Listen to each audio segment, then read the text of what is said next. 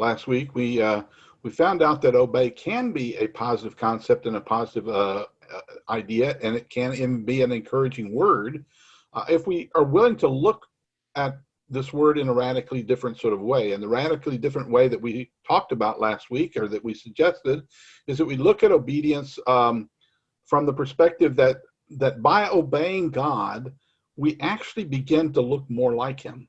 And that's simply because the things that God asks us to avoid doing are the things that are inconsistent with his character. And the things that he urges us to do, wants us to do, commands us to do, are those things that actually are consistent with his holy and altogether righteous, character. And so the point is that obedience is a positive thing, because by obeying God, we reflect his character, and we let him know, we show how much we love him for who he actually is, and for how gracious he's been to us in saving our souls. So what we're suggesting, and what we were suggesting, is that God's laws and God's revelation is not random. He's not just throwing things out there to try to trip us up or to make our lives hard. That obedience is reflecting his character. And so if we want to, we love God and we want to participate in his character, want to be with him, then obedience is something that we actually, look forward to, or we try to bring into our lives. And if you haven't guessed it already, we want to revisit the word obey today, just when you thought it was safe. It's obedience part 2, because when we finished talking last time, we said goodbye to you. Sometimes Rick and I continue talking to one another, and we got to talking about some other concepts that make the word obey an encouraging word. In fact, I said to him that night, we should be recording this and play it again. So we're doing that again tonight. We're going to talk about the word obey from a slightly different perspective. So Rick, why don't you get us started on that? Sure, David. I think we ought to start by just making a frank confession or admission, and that is the admission I think we should make is that obedience is something that has to be learned. It's not something that necessarily comes naturally to us. And if we can take Jesus as an example for just a minute and think about him, then we learn that when we choose to obey God, that obeying God and learning obedience is something that happens when we choose to obey God in difficult circumstances, in times when it's not easy necessarily to do that. So just think about Jesus for a minute. Who can doubt that the fact that Jesus' intention was always to do the will of his Father? He had committed himself to obeying his Father, and he wanted to do his Father's will in everything.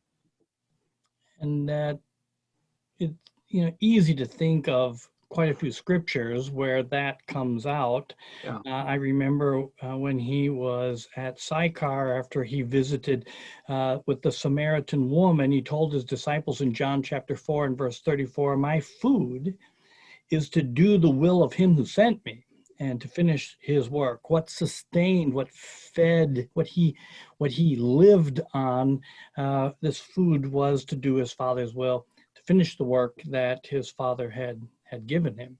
That's right. And then in a kind of similar way, after he had healed the lame man at the pool of Bethesda, Jesus affirmed in John chapter 5 and verse 30, "I can of myself do nothing. As I hear, I judge, and my judgment is righteous, because I do not seek my own will, but the will of the Father who sent me." Jesus didn't just act on his own initiative. He didn't do act of himself, as he says in this text, but rather he didn't do his own will. Rather, he did the will of his Father. He was wanting to do what his Father wanted him to do. Even in the famous feeding of the 5,000, and then the following bread of life sermon, he affirmed in John chapter 6:38, "For I have come down from heaven not to do my own will, but the will of him who sent me." And then when he had the Last Supper with his disciples, again, Jesus affirmed his absolute dedication to obeying the commandments of his Father in John 14:31. But that the world may know that I love the Father, and as the Father gave commandment, so I do. Right. And you never get the impression that you don't read about Jesus in these situations and kind of get the impression that he was doing, he was forced to do what he was asked to do. He wasn't obeying his Father wasn't a burden to him in some way. And that's simply because Jesus had made a commitment to do his Father's will. And so his Father's will was what he wanted to do. And when you and I make a commitment to God, and when our make a commitment to God and to obeying his will, obeying what it is that God wants us to do, obedience won't be a burden for us either. It won't be a chore that we feel pressed upon to do or thrown upon to do, put out about. But just because he or someone wants to do his Father's will and was committed to doing, whatever the Father would want, does that mean that Jesus' own personal will was always in every way consistent with his Father's will? And I'm sure that some of the people who are listening right now are thinking about Jesus' prayer in Gethsemane. That's a good question, David. We all remember that time in the Garden of Gethsemane, just before his arrest and crucifixion. In Matthew 26, for example, verse 39, Jesus was in kind of great distress, as it were, or I don't know if we'd say despair, but the text does tell us that he was troubled, and he goes off, and the text says he fell on his face. And he prayed, saying, "Oh, my Father, if it is possible, let this cup pass from me. Nevertheless, not as I will, but as you will." 3 times on this occasion, Jesus prayed this prayer, and it illustrates that his will in that moment, when the horrible reality of the cross came clearly into focus, Jesus' will was not exactly the same as his Father. If there had been some other way to accomplish his Father's plan for the redemption of man, Jesus would have wanted to choose that way so that this cup could pass from him. But the critical thing to realize, even in that instance, was that he was willing to set aside his own will in order to do the will of his Father. It's a moment when Jesus is comparing what, as a man, his will is with what the will of the Father is, and what happens when those may not be the same. In the struggle that we have a lot of times is that we do our own will, and is that what Jesus is going to do? But instead, Jesus learns obedience. Jesus experiences what true obedience is. The Hebrew writer puts it this way in Hebrews chapter 5, 7, 8, and 9, who in the days of his flesh, when he had offered up prayers and supplications with vehement cries and tears to him who was able to save him from death, and was heard because of his godly fear, though he was a son, yet he learned obedience by the things which he suffered, and having been perfected, he became the author of eternal salvation to all who obey him. The Hebrew writer is going right back to the Garden of Gethsemane, as we have just done, and it was in that setting, he says, that Jesus set aside his own will in this difficult situation in favor of the Father's will, and that's when Jesus learned, that's when Jesus experienced real, true obedience. And it also proved that his obedience was genuine. He really was obeying. Yeah, and it's the same way for us, David. The real test of our obedience isn't when God asks us to do something and we agree with him, and so then we obey him. Rather, it comes when his will is not ours.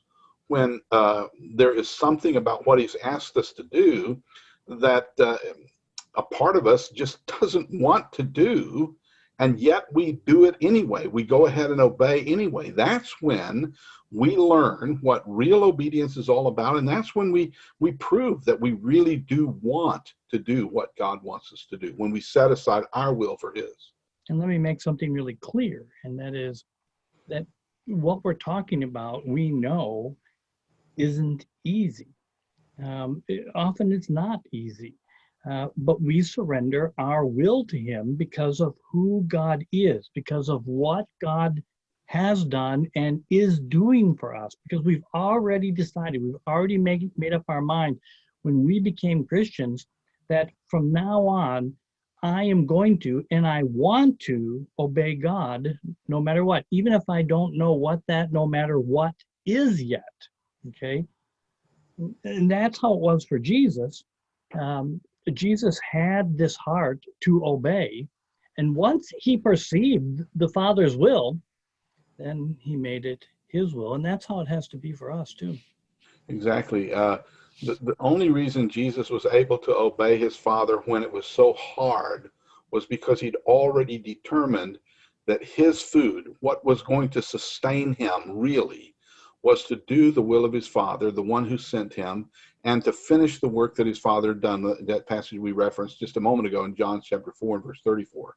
And when we get to the point in our commitment to God, that what really sustains us, what really feeds us, what really keeps us going is to do the will of our Father.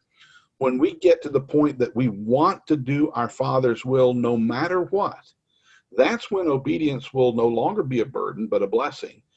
Even if what God asks us to do is not easy, and that's what makes obey an encouraging word.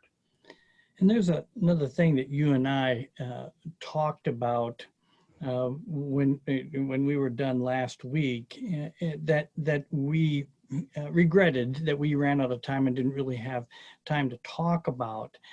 Another thing that helps us with obedience and that can make obedience not only possible, but also a very positive, encouraging thing.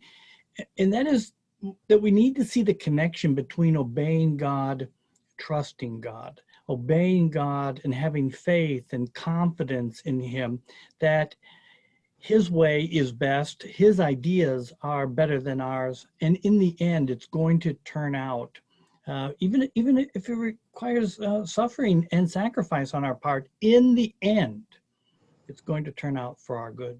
That's right. I think that we have to recognize that at the root of every temptation, there's an element of trust. There's a question of, can I trust God about this or not? Will I believe him or won't I believe him in this moment when I'm being tempted to do something different, when some kind of other idea is being suggested to me instead of doing his will? You think about it, the very, very first sin, for example, you go back and think about Genesis chapter 3. The introduction of sin into our world came in the form of a lie about God, a lie that was told by Satan and that was believed and accepted by man. Satan came to the woman in the form of a serpent in Genesis chapter 3, and he asked her, beginning in verse 1, has God indeed said, you shall not eat of every tree of the garden? And the woman said to the serpent, we may eat of the fruit of the trees of the garden, but of the fruit of the tree which is in the midst of the garden, God has said, you shall not eat it, nor shall you touch it, lest you die. Then the serpent said to the woman, you will not surely die, for God knows that in the day that you eat it, you eat of it, your eyes will be open and you will be like God, knowing good and evil. I want you to notice that Satan does in this instance contradict God. He contradicts God. He lies when he says to the woman, you will not surely die. But please understand that there's more to it than that. Satan doesn't just contradict God. Satan attempts to discredit God. In verse 5, he essentially says, and this is how he's trying to discredit God, God knows that if you eat of this tree, your eyes will be open and you will be like him, and God doesn't want you to be like him. And in saying this, Satan was successful in discrediting God. It's in that way that he put an element of doubt in the mind of Adam and Eve about whether or not God could really be trusted. He's impugning God's motives. That's exactly right. And so, and it was only when Satan had successfully broken their trust and their confidence in God that they were then willing to go against his will and do that which was contrary to the will of God. And I would suggest to you that same thing is true of the temptations that we face today. And we will only be able to overcome our temptations and obey God successfully when we learn to trust God again. When we get to the point where we absolutely trust God, that we believe what he has said, what he has instructed, what he has warned against, what he has commanded, what he has promised, when we get to the point that where we believe what he says in every instance, then we will obey him, and then our obedience will no longer be a chore or a burden, because we know we can trust God, and we know that what he said for us to do is the right thing. When we have opportunities to obey or opportunities to disobey, it maybe would be good for us to pause and ask ourselves who this is asking us to put trust in. You know, we obey God because we trust him. We obey ourselves and others because we put our trust in them. And a lot of times we don't see that those two things in competition. There's not a snake talking to us. Am I going to believe the snake or am I going to believe God? And so I think that we need to see how inseparably connected obedience and trust in God truly are, and stop and ask ourselves, am I trusting God? Because that's going to take some suffering, or I'm going to have to deprive myself of something, or I have to say no to some things, or have to say yes to some things that I don't want to, and see that this is a way for us to express our trust in God. As the Hebrew writer says in Hebrews 11 and verse 6, without faith it is impossible to please him. For he who comes to God must believe that he is, and that he is a rewarder of those who diligently seek him. And that's why disbelief and obedience are put together in Scripture. In Hebrews 3, starting in verse 16, for who, having heard, rebelled? Indeed, was it not all who came out of Egypt led by Moses? Now, with whom was he angry 40 years? Was it not those who sinned, whose corpses fell in the wilderness? And to whom did he swear that they would not enter his rest, but to those who did not obey? So we see that they could not enter in because of disobedience. Oh, no, that's not what it says. It's true that they did not obey, and that's why they didn't enter. But the verse 19 says, so we see that they could not enter in because of unbelief. The fact that Israel did not obey, and we know that story with the 40 years of wandering because of their unbelief. But he says here that the fact that they did not obey in verse 18 is equated with their unbelief in verse 19. When we disobey God, it's because we don't trust him. We don't have faith in him. We don't believe him. We don't trust that what he has said, what he's told us, is really true. And in fact, what we are beginning to believe is a lie. Right.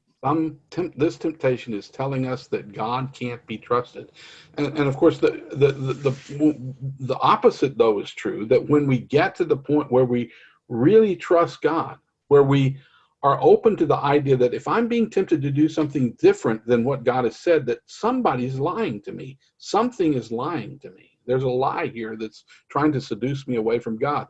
When we get to the point where we really trust God, when we trust what he says and what he has said, and we fully believe in all of his promises, that's when we will obey him.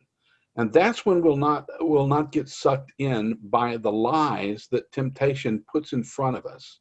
And that's when obedience becomes truly a positive thing, because we will be confident that we're choosing to do what God says is right, that it is best, that it's the best thing, that it's good for us. And we'll understand that even when temptation and when the world and when everyone or everything else around us is screaming at us saying otherwise, we'll believe God over that noise. Right. Right. It's tough. I think it's tough for us to poke our heads up and look over the noise and temptation of the world and that is saying, listen to your body and listen to your culture and listen to what everybody else is doing, and to listen to God. But really, obey is an encouraging word because we're thinking about it in a very different way than the world is thinking about it. The world is just thinking about deprivation and suffering, and you're not going to be able to, enjoy life. You're not going to be able, as Satan says, you're not going to be able to be like God. And rules that you have to follow. Right. But you understand that Satan lied about the fact that God doesn't want us to be like him. That was a lie. God does want us to be like him. He does want us to be with him and to share in all of his character and attributes and to live in his presence, which that's why he asks us to obey him. And as we started this lesson, that's why he asks us to embrace his type of things, his character. That's what obedience does, because it makes us like him. So when we see that obeying God makes us like him, and when we get to the point where we want to do the will of our Father no matter what, and when we've learned to really believe and trust God again, that he wants what is best for us, and his way is what's best for us, that's when obedience to him will not be a burden. In fact, it's going to be this remarkable, encouraging thing. And that's when we'll see obey, not in the negative way that we sometimes do, but we'll see it as indeed an encouraging word. It's interesting to me, David, that the longer we look for encouraging words, sometimes as we've done this, we kind of, what encouraging word will we come up with now? We've been doing this for quite a while now. And so, but it's interesting to me that as we look for these encouraging words, the more we find encouragement in words that don't always seem, at least initially, to be that encouraging. Words, in fact, that initially seem to be rather challenging. And what's kind of interesting as we study about this, what I find is, I just really like the fact that it's kind of dawning on us that oftentimes what we are finding out is that these words that initially seem to be the most challenging, that don't on the surface seem to be that encouraging, in some way, these are the words that are most encouraging, or at the very least, they are the words that are most helpful in moving us down the road to spiritual maturity. And that really is encouraging. It's not just a feel-good word. These are words that actually help us grow spiritually. And even if that's a challenge, we ought to be encouraged that we are growing because of learning about these things. So I don't know what could be more encouraging to hear that it's possible for us to be like God, and to embrace his things. I don't know. How does it get any better than that, except to actually be in God's presence and living them out in his direct presence. And that's why I hope that you've been encouraged by our word obey today, and looking at it from a very different and optimistic perspective. And if it's been helpful and encouraging to you, then I hope that you will obey. And I hope that you'll join us again on a Thursday or Tuesday night or other nights, because they're recorded at the church's website at aurorachurch.com. If you click on live, and you can see past encouraging words and lessons there too, or on the Westside Church's Facebook page, or my own personal Facebook page. They're recorded there as well. So I hope that you'll join us again. Study with us some more encouraging words that not only just brighten your day, but we hope bring you closer to God.